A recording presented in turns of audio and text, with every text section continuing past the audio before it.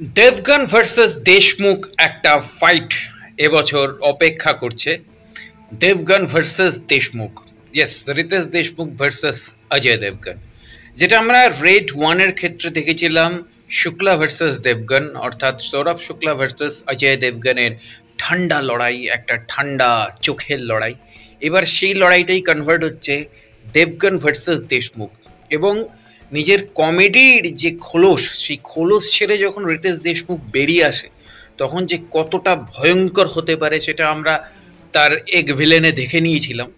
তারপরেও আমরা অনেকগুলো সিরিয়াস ছবি তার দেখেছি। আমরা গত বছর একটা সিরিজ দেখেছিলাম যেটা মেডিসিনের ওপর, কিন্তু ঘটনা হচ্ছে সেই সিরিজটা খুব একটা হিট করেনি, খুব একটা চলেনি। কিন্তু আলটিমেটলি রিতেশ দেশমুখের অভিনয় নিয়ে, অজয় দেবগনের অভিনয় নিয়ে তো কথা বলার জায়গাই নেই, কারণ অজয় দেবগন অনেক বড় মাপের অভিনেতা, তিনি দুবারের ন্যাশনাল অ্যাওয়ার্ড উইনার। কিন্তু সেখানে দাঁড়িয়ে রিতেশ দেশমুখ সেরকমভাবে ভালো স্ক্রিপ্ট কখনো পায়নি বা কখনো পায় না। যখন পায় তখন কিন্তু ফাটিয়ে দেয়। আর এবার তো নিজেই নিজেকে প্রডিউস করছে, তার শিবাজি আসছে আগামী দিনে, মহারাষ্ট্রের মানে মারাঠি ভাষার শিবাজি আসছে। তো এক্স্যাক্টলি একটা আলাদা এক্সপেকটেশন বেড়ে গেছে এখন রিতেশ দেশমুখের ওপর থেকে। রিতেশ দেশমুখ মানেই কিন্তু আর শুধু ধামাল নয়, রিতেশ দেশমুখ মানেই শুধু আর ওয়েলকাম নয়। হ্যাঁ, রিতেশ দেশমুখ মানে অবশ্যই আপনা সপনা মানি মানিস, কিন্তু সেই আপনা সপনা মানি মানি কিন্তু অভিনেতা রিতেশ দেশমুখকে আমাদেরকে চিনিয়েছিল।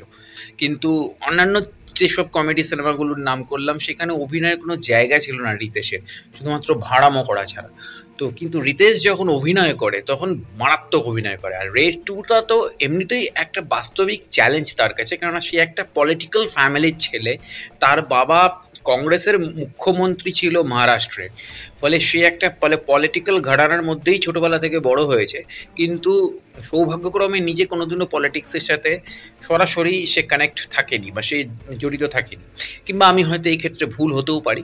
কিন্তু যেহেতু কংগ্রেস ফ্যামিলি এবং সেই জায়গা থেকে দাঁড়িয়ে এরকম পলিটিক্যাল একটা ফ্যামিলির ছেলে, এবং যার বাবা স্বয়ং একটা মুখ্যমন্ত্রী ছিলেন অতীতে, এবং তার বাবার মুখ্যমন্ত্রিত্বের আমলেই মুম্বাইয়ের অ্যাটাক, মুম্বাইয়ের ধারাবাহিক বিস্ফোরণ, যে ওই 2006 2008 ওই যে সময়টা, ওই সময়টাই বিলাস রাও দেশমুখ মুম্বাইয়ের তদানীন্তন মুখ্যমন্ত্রী ছিলেন। আর সেই সময় রিতেশ দেশমুখ এদিকে কমেডি সিনেমা করে যাচ্ছে, আপনা সপনা মানি মানি বা ধামাল। মানে কোথাও তার বাবার যে মুখ্যমন্ত্রিত্ব বা অ্যাজ এ সিএম যে পাওয়ার, সেই পাওয়ারটাকেও সে কোথাও অ্যাপ্লাই করেনি যে ভাই আমাকে একটা সিরিয়াস চরিত্র দিতে হবে বা আমাকে কোথাও একটা ভয়ঙ্কর চরিত্র দিতে হবে। তো এই জায়গাটা থেকে দাঁড়িয়ে রিতেশ দেশমুখকে সত্যি সম্মান করা যায়। এবং রিতেশ দেশমুখ শুধুমাত্র বলিউডের হিন্দি সিনেমা নয়, সে কিন্তু মারাঠি ফিল্ম ইন্ডাস্ট্রির রিজিওনাল সিনেমা, মানে মারাঠিদের যে রিজিওনাল সিনেমা, অ্যাকচুয়ালি কী হয়, বলিউড মানে বলিউড আর মারাঠি ফিল্ম ইন্ডাস্ট্রি না সমান্তরালভাবে চলে, প্যারালাল চলে, একই সাথে চলে, কারণ সবই তো একই স্টুডিওর মধ্যে হচ্ছে। তো এক্স্যাক্টলি বোঝা যায় না যে কোনটা মারাঠি ছবি হচ্ছে আর কোনটা বলিউডের হিন্দি ছবি হচ্ছে, কিন্তু এই ক্ষেত্রে ব্যাপারটা সম্পূর্ণ আলাদা হয়ে যায়। তো এক্স্যাক্টলি সেই জায়গা থেকে দাঁড়িয়ে জিম্মি শেরগিল, এটা অনেকেই জানে না যে জিম্মি শেরগিল যেমন পাঞ্জাবের একজন সুপারস্টার, তেমন কিন্তু মারাঠি ফিল্ম ইন্ডাস্ট্রিরও একজন সুপারস্টার কিন্তু এই রিতেশ দেশমুখ। তো সেই জায়গা থেকে দাঁড়িয়ে তারা যখন বলিউডে অভিনয় করে, হিন্দি বলে, বা আমাদের দিলজিৎ দোসাঞ্জি, তিনিও পাঞ্জাবির একজন সুপারস্টার। তো এরা যখন হিন্দি বলে এসে সিনেমা করে, তখন কিন্তু তারা নর্মাল হিরো বা নর্মাল অভিনেতা হিসেবেই কিন্তু ট্রিট হয়।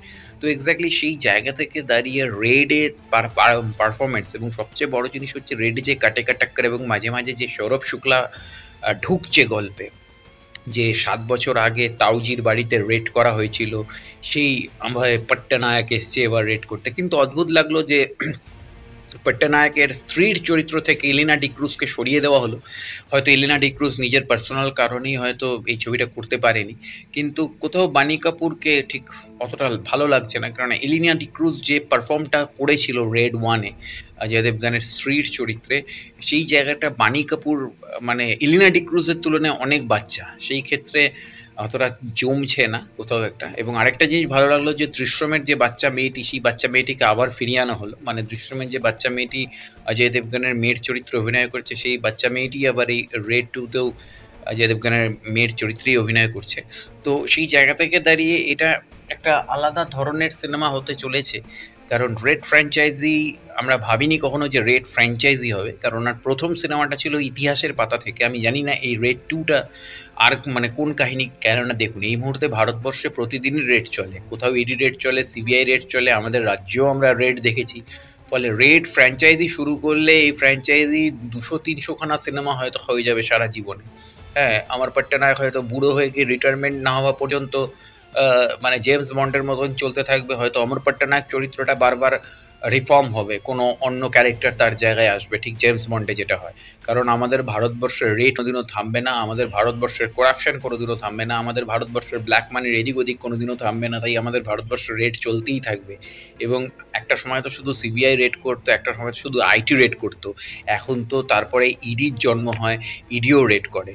তো এখন তো এনআইএ রেড করে, প্রত্যেকে রেড করে। তো এক্স্যাক্টলি সেই রেডের গল্প, মানে এক একটা গল্প নিয়ে মানে প্রায় 200-300টা সিনেমা হয়ে যাবে যদি রেড ফ্র্যাঞ্চাইজি চালাতে থাকে। তো এক্স্যাক্টলি সিনেমার দিকে নজর থাকবে এবং এই ডুয়েলটা দেখার জন্য মুখিয়ে রয়েছি। হ্যাঁ, অবশ্যই জুড়ে থাকুন আমার চ্যানেল এবং পেজের সাথে। দেখা হচ্ছে পরের ভিডিওতে। নমস্কার।